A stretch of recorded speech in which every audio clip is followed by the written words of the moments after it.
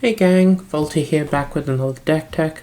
Today is going to be a real spicer, so stay with me. But we're going to be using Keruga the Macro Sage as a companion and attempting to build a control deck. So let's get into it. To start things off, obviously we have our Keruga. Now, the deck building restriction on the Hippo is incredibly potent. Like it's very, very scary to not be putting 1-drops and 2-drops into your deck. However, in the Esper colors, there is enough interaction at the cheaper amounts that I think this deck can genuinely function.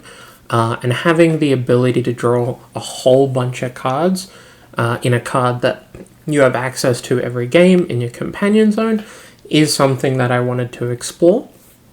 And I think I've done a pretty good job. If you're a fan of the Hippo, and if you're a fan of drawing a lot of cards at once, and if you're a fan of Planeswalkers, as you can see down there, this deck might be for you. So, Planeswalkers.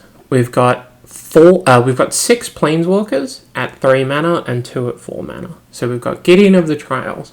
This card can single-handedly win you any combo matchup if your opponent isn't able to deal with a Gideon on board, and if you can protect it, they simply can't win the game, and that includes with things like Thassa's Oracle. We have Kaya, Orzhov, Usurper. It interacts with the graveyard, it interacts with small permanents, gives you a bit of life gain. It's just a generically good card, and notably in this deck as well, it's quite easy to cast, not being a double pip. We have 2 Lilies. We have Lily of the Veil and Lily of the Last Hope. They're good at interacting with creatures, nothing too crazy. The mana base is quite stretched in this deck, I will be upfront. However, because we're playing Keruga, we can realistically take a couple of turns off to fetch for our triumphs, and we won't be too hindered because our interaction suite is all very, very cheap. We have Narset, Parter of Veils, draws you cards. Teferi gives you minor interaction. We have a Jace, and then a Wandering Emperor. So our Planeswalkers all have the ability to win the game, or at the very least put quite a hamper on your opponent's game plan. And realistically, I don't think there's any Planeswalkers that I didn't put in here that are good enough. However, if you'd like to try some others, by all means go ahead. So in our creature slot, we have 3 real creatures, and we have 4 spells. So we have True Name Nemesis, Shoulder of the Apocalypse, and Triumph of St. Catherine. These are the cards that we can actually win the game with, and you'll be casting for a reasonable cost. But then we have 3 pitch elementals. So we have Grief, Subtlety, and Solitude. When you're playing a deck like Keruga, and you can't play things like Swords to Plowshares or Fatal Push, you really do have to work around that. Notably, however, if you do get to a late game situation and you've played 1, maybe 2 of these pitch elementals, the rest of them that you draw are just spells. You're probably going to be paying them for full retail, getting the effect and getting a body. And then to round it out, we have a Brazen Borrower. 2 mana to bounce something isn't crazy or anything. However, the 3 mana 3/1 flying flash body, it's quite good at challenging things like the initiative, although ideally that wouldn't be happening anyway. For sorceries, we have 2 Miracles. Miracles are going to be one of the ways we can get around Keruga and actually do stuff in the early game. So we have Terminus and Temporal Mastery. Otherwise, we have 2 Wraths, a Deluge and a Verdict, a Lorien Revealed, which can most of the time be island cycled, and a Treasure Cruise. We have a full fetch mana base, so casting a Treasure Cruise for 1 in the late game isn't too crazy. Notably as well, by staying in Esper, there really aren't a lot of cards that you can play for points, and I ended up putting a Cruise in the deck to fill it out. So for instance, we've got a Dismember as a 1 mana interactive spell. Price of Fame, which is almost always going to be a 2 mana interactive spell. You can kill Sheoldred, you can kill Ragavan, you can kill a bunch of other legendary creatures. At 4 mana, it's a pretty bad deal, and honestly, this is the card that I believe is weakest in the main deck. However, you know, it's possible that your local metagame will be sufficient in allowing you to cast it for 2 mana.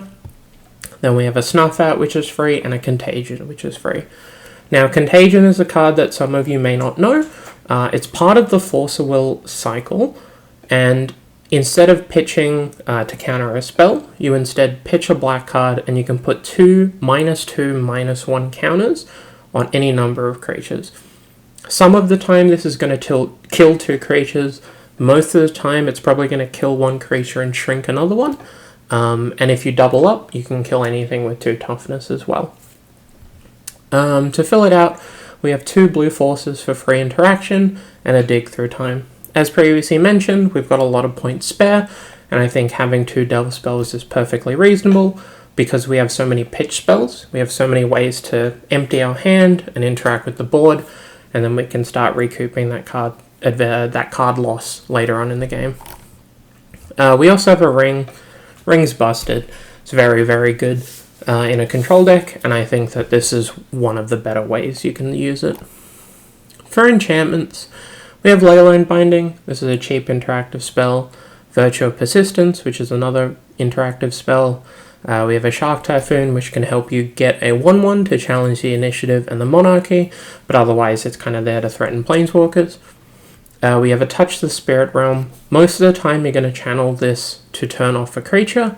It will come back, but you can do a bunch of different things in an uncounterable way. So you can shrink a Murktide, you can shrink a Psychic Frog that's had cards put into it, you can kill an Urza Saga token, you can get rid of Boo for a turn, for example.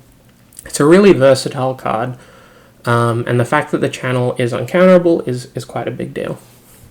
On top of that, we have 3 Leylines. We have the Flash Leyline, the Hexproof Leyline, and Leyline of the Void to eat their graveyards. Now these cards aren't something you're going to want to cast, right? You don't really want to draw the Leylines. However, if you have them in your opening hand, it does 2 things. All of these have some impact on the board. Leyline of Anticipation allows you to do things that are, pretty relevant in certain parts of the game at certain speeds. Playing a Planeswalker in your opponent's end step means that it can't be attacked, and you can untap with your full mana before you activate it. Leyline of Sanctity protects you from discard spells as well as burn, and Leyline of the Void is obviously a great card. The way this deck is designed, if you draw one of the Leylines, there's almost certainly going to be a way to pitch it to one of the pitch spells so that you don't have to cast it. So if you draw Sanctity on turn 3, you can pitch it to Solitude. There are a bunch of black pitch spells and a bunch of blue pitch spells. So if you draw a Leyline in the game, it doesn't hamper you too much. On top of all of this, if you have a Leyline in play, that gives you a 0 mana permanent that you can draw a card off with Keruga. So realistically, in order to get cards with Keruga, you're going to have to spend a bunch of mana, stick a bunch of permanents, and then resolve your Keruga. If you have Leylines in play, you've spent 0 mana, and each of them can turn into a card. And I think that's going to be the main reason that we have the Leylines and why they should be staying in the deck. For our mana base, nothing too crazy here. We are playing a Caracas as a point. It interacts with some of the fast combo decks, and notably as well, you can bounce your Keruga and draw infinity cards if you want. It's probably not going to come up, but it is technically a thing. There's also a Gemstone Cavern in the main. This is going to be a pretty bad land to draw in a lot of situations because we are so color intensive. However, the bulk of our spells have colorless pips in them, so having a waste isn't going to be too bad. However, having an extra land when you're on the draw, especially when your deck is so slow to start, means that we kind of have to play the Gemstone Caverns, so that's why it's there.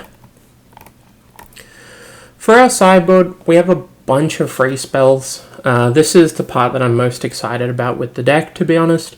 I love free spells that have very niche applications, and this deck has a lot of them. So we have a Massacre when you're against a white creature deck. We have Force of Despair for when you're against any creature deck. We have Mindbreak Trap for any fast combo deck. We have Ravenous Trap for any fast graveyard deck. Submerge for any kind of creature deck that has forests. And then Commandeer. Commandeer is a really weird card that some people don't know about. Basically, it's a big blue pitch spell. You exile 2 blue cards to cast it, but you can gain control of the non-creature spell that you're countering. If you do this on a Planeswalker, that might win you the game. If you do this on the Ring, that'll definitely win you the game. So it's something to think about. Don't overboard it in, but it does have a really high impact on games that it's cast in. Otherwise, got an Ashok, generically good card. Back to basics, bit of a hate piece. We do have a full set of basics that we can get. Energy Flux for artifacts, Palantir for card draw, Temporary Lockdown for any really fast aggro deck, Trinisphere for any kind of combo deck, and then a Phyrexian Flesh Gorger, which is basically just a cheap creature that you can play, that you can crack in and get some life back with, because we are interacting on the board pretty slowly, but otherwise you can play it off the top in the late game and win with it that way. Otherwise, as I said, this deck was a challenge, and I've been trying really hard to expand the range of the companions. I think Companion as a mechanic is the most broken thing that Magic has ever printed, in my opinion, but some of the companions have been left by the wayside.